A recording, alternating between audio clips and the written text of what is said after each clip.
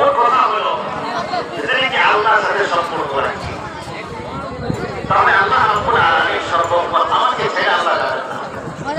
সবসময় আল্লাহ আমাকে হাত ধরে উঠে এরকম নাকি আমরা শুনে থাকি সমুদ্রে পানিতে বাস করলে কুমিরের সাথে সম্পর্ক করে থাকতে হয়, কখন যে খারাপ করে যায় আপনি সমুদ্রে থাকেন আর যেখানে থাকেন তাদের সাথে রিয়াজত করতে থাকতে হবে।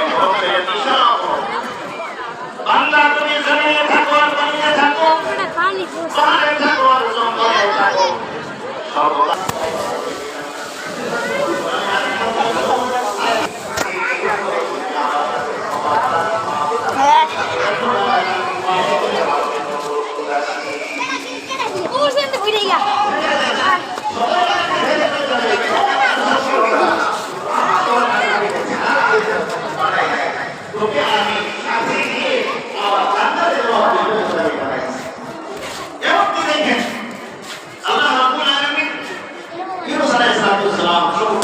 মাছের পেটে, আমি শেষ কথা বলতেছি, মাছের পেটে আল্লাহ কোরআনে বলেন যে ওই মুহূর্তে তিনি ইউনূস আলাইহিস সালাম লা ইলাহা ইল্লা আনতা সুবহানাকা ইন্নী কুনতু মিনাজ জালিমিন এই জিকিরটা যদি সে না করতো তাহলে তাকে আমি কিয়ামত পর্যন্ত ইয়ামুল মাবউস কিয়ামত পর্যন্ত তাকে আমি মাছের পেটে জিন্দা রেখে ঘুরাইতাম।